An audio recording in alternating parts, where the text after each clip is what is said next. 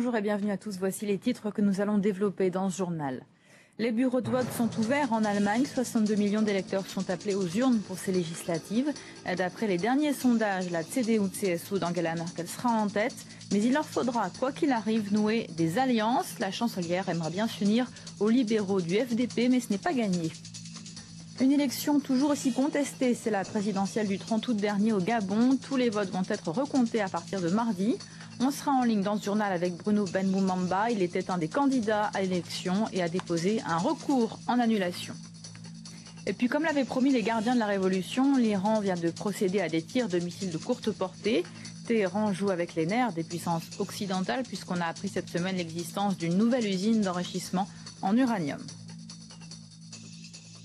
62 millions d'Allemands sont appelés à voter aujourd'hui pour renouveler le Parlement, le Bundestag. On connaîtra les premiers résultats à partir de 18h, heure de Paris. Sauf surprise, la chancelière Angela Merkel et son parti, la CDU, devraient arriver en tête. Mais le système électoral est tel qu'il faudra forcément nouer des alliances à l'issue du scrutin. Peu de suspense à l'ouverture des bureaux de vote en Allemagne. Donnée favorite, Angela Merkel est presque assurée de renouveler son mandat. La question est plutôt de savoir avec qui la chancelière va gouverner. Si Angela Merkel n'obtient pas suffisamment de voix pour s'allier comme elle le souhaite avec les libéraux du FDP, elle sera obligée de prolonger la grande coalition qui réunit depuis 2005 la CDU-CSU et les sociaux-démocrates du SPD. À la veille des législatives, la chef du parti conservateur a donc tenu à lancer un dernier appel. La stabilité viendra uniquement avec une coalition entre une union forte et le FDP. Un retournement de dernière minute est toujours possible. Car à la veille du vote, 25% des électeurs étaient encore indécis. 18% d'entre eux se disaient même prêts à voter pour le trublion de la campagne, Horst Schlemmer. Une énorme farce de ce comédien allemand devenu le phénomène médiatique d'une campagne électorale plutôt terne. On a pris le meilleur de tout ce qui se fait, le meilleur du conservatisme, si on souhaite défendre les valeurs, mais nous sommes aussi libéraux et socialistes. Bref, personne ne peut se plaindre. Nous sommes un peu écolos également, il y en a pour tous les goûts. Beaucoup moins drôle, la menace terroriste qui plane sur le scrutin et la sécurité renforcée ces derniers jours dans tout le pays. Plusieurs vidéos d'Al-Qaïda demandent le départ des troupes allemandes d'Afghanistan. Elles menacent directement le pays. Et il y a d'autres élections législatives ce dimanche en Europe. Les Portugais, eux aussi, ont commencé à voter ce matin.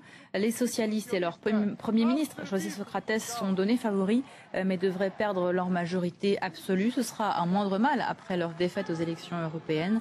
La principale adversaire des socialistes aujourd'hui, c'est le PSD, le Parti social-démocrate, emmené par Manuel Ferreira Leite, surnommé la Dame de Fer. On n'a pas fini de parler de l'élection présidentielle au Gabon. Le scrutin s'est déroulé il y a un mois, mais depuis, il est très largement contesté par l'opposition. Je rappelle qu'officiellement, le scrutin a été remporté par Ali Bongo. Certains dénoncent de nombreux cas de fraude. 9 candidats ont déposé des recours en annulation. La Cour constitutionnelle a décidé hier de recompter tous les bulletins de vote à partir de mardi prochain. On retrouve par téléphone Bruno Benmoumamba. Vous étiez candidat à cette élection présidentielle. Vous avez déposé un recours en annulation. Est-ce que vous êtes satisfait de cette décision de recompter tous les suffrages? Écoutez, c'est un bon début.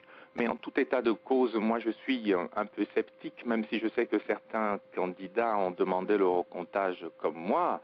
Je crois qu'il faut être prudent parce que nous nous demandons sur quelle base vont être recomptées, par exemple, ces voix. Est-ce que c'est sur les procès-verbaux litigieux de la CENAP, c'est-à-dire la commission chargée des élections?